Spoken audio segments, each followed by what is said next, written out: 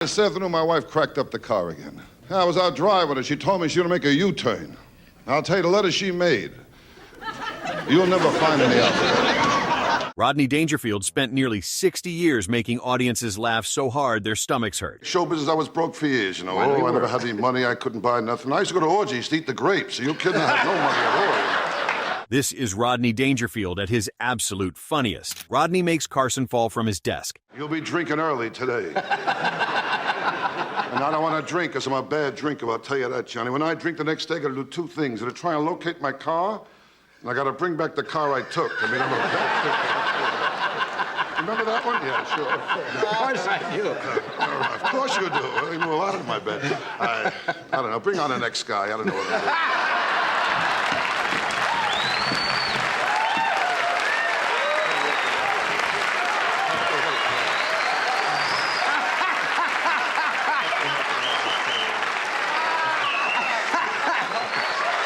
Dangerfield sounds completely fed up with ordinary life while describing things that are anything but ordinary as his complaints keep escalating. Hilarious father jokes. My old man, he didn't help at all, my old man. We used to play tag and he'd drive. I mean, I had a rough. I told my old man I'm sick and tired of running around in circles. He got mad. He nailed down my other foot. My old man, he didn't help either. The time I was kidnapped, they sent back a piece of my finger. He said he wanted more proof. I mean, it was the same thing when I was a kid, no respect. My old man told me Mickey Mouse died in a cancer experiment. My old man, he didn't help either, kept taking me to the zoo. He said he was hoping my real parents would claim me. My old man, he didn't like my looks either, but he carried around a picture of the kid who came with the wallet. His own dad doesn't even respect him in the funniest way possible, as Dangerfield delivers these lines so perfectly, they're almost completely convincing. Dangerfield cracks a joke at the Grammys. Well, that's really great, Ann. You're the winner of the best female country singer. That's really great, you know? Thank you, and you've got the best comedy album of the year. Congratulations. Yeah, well, that's all right. Thank you very much. That's really nice, isn't it? Well, I'll tell you, it's none of your show business tough, Ann. It's tough. Well, you know, it is, it's tough. I agree. I'll tell you that. It's tough. It is tough. It's tough, and showbiz, you kid, you showbiz. You know, and sometimes, you know, I think back of all the women I had to sleep with to get where I got. You know, that was really tough, you know. It's tough, I'll tell you that, it's tough, you know. Award shows usually want people to sound smooth and polished, but Rodney comes in sounding like Rodney, immediately changing the tone. Rodney gets no action. You're 75 years old, you're still going strong. That's an incredible thing. Well, not that strong, but I'm going. Yeah, you get 75, it's not a kid anymore, I guess, huh? I mean, I got no I just told you. I'm at the age now, if I squeeze into a parking place, I'm satisfied. Yeah. But I got married again recently, too. You know? I heard this. You got married. I got married 3 years ago. I married a lovely girl. Her name is Joan. She's from Utah, and she's a Mormon. That's right, a Mormon. You really married a Mormon? That's right. I'm very happy, very happy. In fact, next week I'm marrying her sister. This is very Rodney territory, but what makes it work is how casually miserable he sounds, talking about it, never begging for sympathy. Legendary Tonight Show appearance with Johnny Carson. I tell you, I'm all right now, but last week I was in rough shape, you know? I mean, last week I bought a Whirlpool for my bath. So far, I lost 3 of my best ships. Last week, nothing went right. I bought a waterbed. There were 2 Cuban guys swimming in it looking for Florida. I tell you, people are nuts, you know? My dentist, too, another beauty of my dentist, he found a new way to hide his bad breath. He holds up his arms.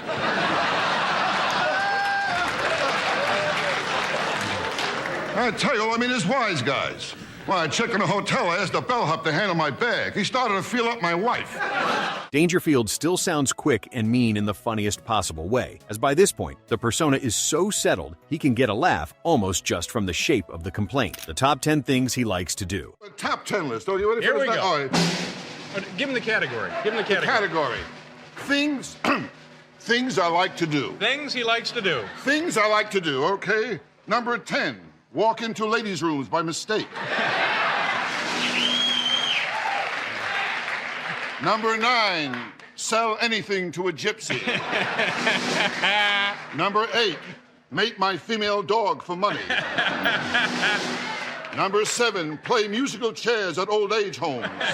The top 10 format forces Rodney to be tight, and tight is where he lives, as every line has to arrive clean and fast. Nonstop Tonight Show one-liners. I'll tell you, last week was a rough week for me, last week. I broke up my psychiatrist, too, last week. For the first time, I told him I got suicidal tendencies. He told me from now on I have to pay in advance.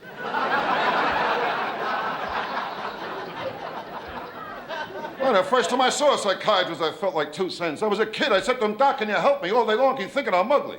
He made me lay in a couch, face down.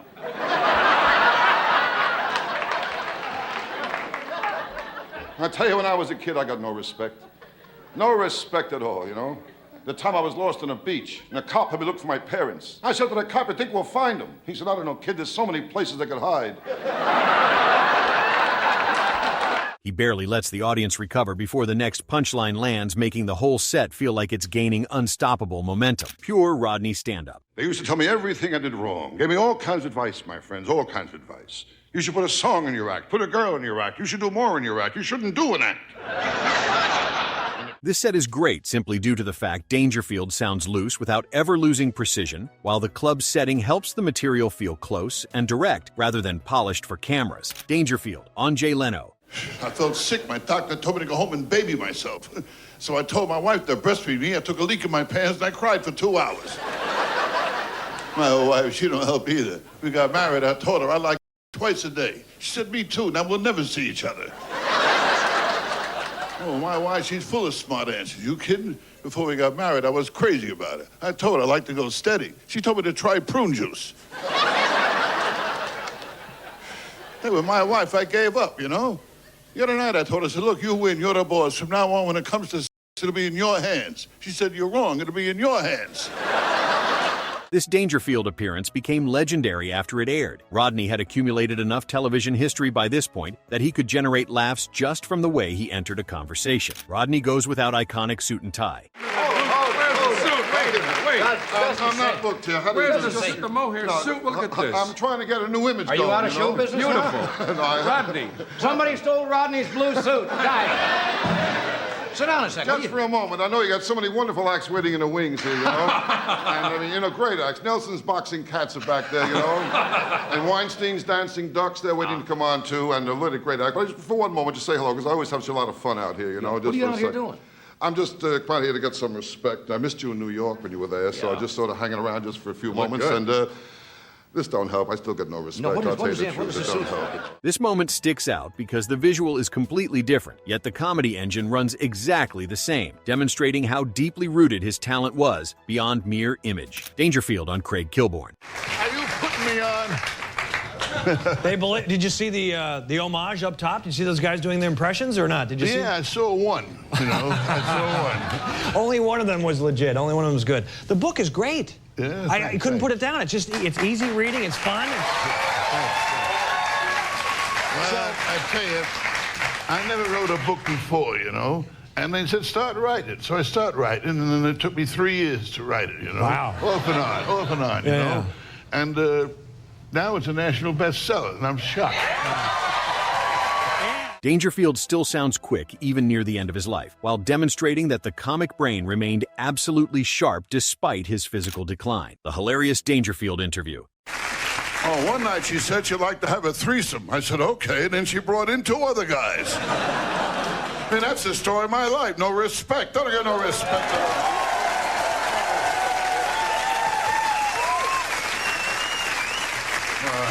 Well, when I was a kid, they picked up my own man for child abuse. They saw me, they let him go. My old man. Once on my birthday, I told him I want to watch, so he let me.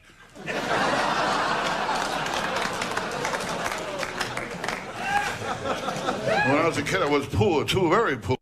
I told my old man, I don't even have a ball to bounce. Next thing I knew, I woke up, I had 1 testicle.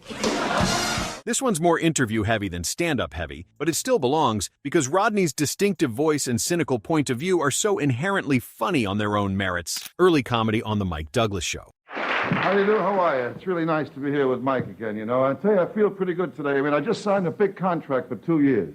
Yeah, I bought a new car.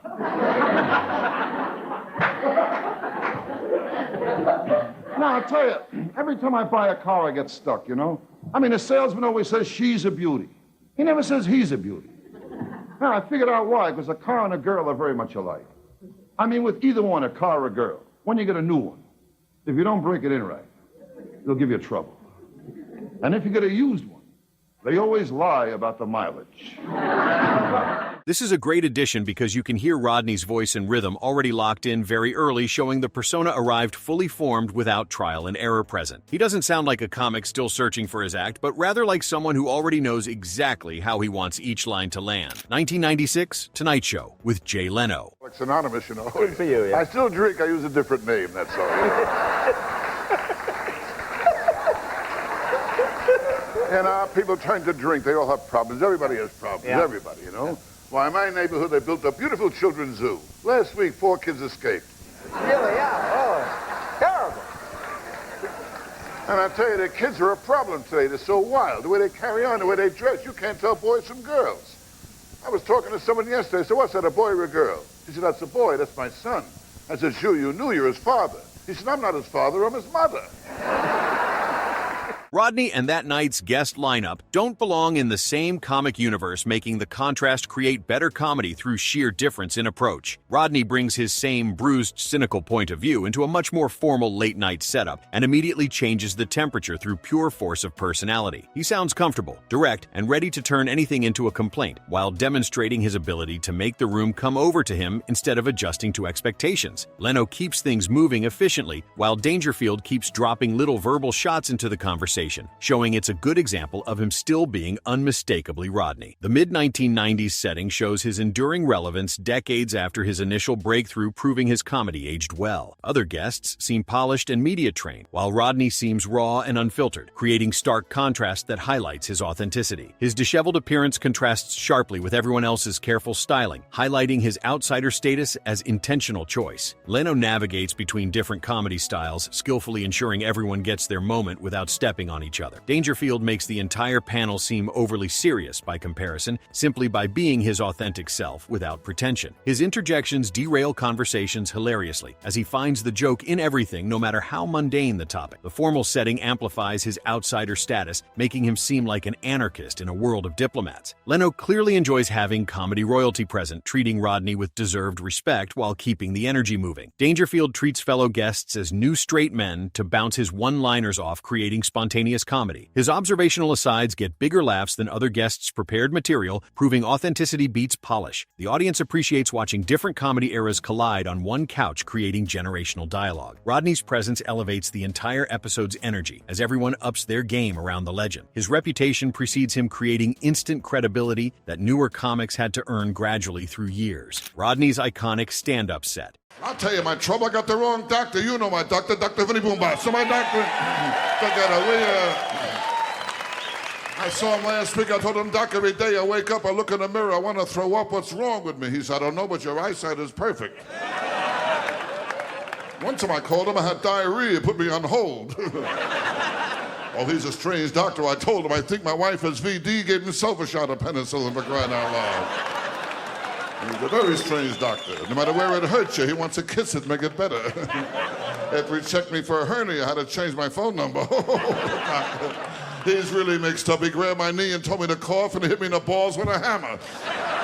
This one belongs as its straight stand-up, with no extra framing and no need for a host reaction to help it land cleanly on its own merits. Dangerfield just walks out and does what he does, making it a perfect companion to the talk show clips, because you hear the raw engine by itself. The pace stays relentlessly tight and the character still feels complete, showing even in a later performance, he knows exactly how much setup is enough before triggering the punchline. The stage setup is minimal, letting the comedy speak entirely without distracting production elements getting in the way. Rodney's physicality enhances every punchline through carefully chosen gestures that amplify rather than distract from the words. His timing between jokes creates perfect rhythm as he understands the importance of silence in comedy structure. The audience anticipation builds with each setup as they learn to recognize his patterns and lean forward, waiting for the payoff. He varies his delivery, preventing monotony despite exploring similar themes of failure and rejection throughout the set. His confidence never wavers throughout the entire performance, proving decades of experience eliminated all doubt doubt, or hesitation. The jokes range from purely observational to deeply personal, creating texture that keeps audiences engaged across the full set. Dangerfield makes direct eye contact, establishing a connection that makes every audience member feel personally addressed by his complaints. His sweat becomes progressively more visible under the hot stage lights, adding visual authenticity to his suffering persona. The loosened tie gets progressively more disheveled as the set continues, creating visual progression that mirrors the escalating misery. He paces the stage, claiming the entire space with ownership that comes from headlining venues for years. The performance demonstrates why he could headline major venues, commanding top dollar for his appearances. His craft shows through in seemingly effortless delivery that actually required tremendous skill to execute without mistakes. The set proves his comedy needed no gimmicks or props, just pure material and timing refined to complete perfection. Rodney's voice carries authority earned through decades of stage work that couldn't be faked or manufactured. The standing ovation feels completely deserved as the audience recognizes they've witnessed something special. Watching Rodney Dangerfield destroy audiences with nothing but honesty and timing reminds us why comedy doesn't need safety nets or elaborate staging when you've got the courage to turn your worst days into someone else's best laughs. His gift wasn't just making people laugh, but making them feel less alone in their own struggles by standing on stage and admitting that life kicks everyone around, sometimes showing that shared misery delivered with perfect timing beats hollow optimism every single time. Which Rodney Dangerfield moment do you think was his absolute funniest? Let us know in the comments, and don't forget to subscribe for more drop-dead hilarious talk show moments.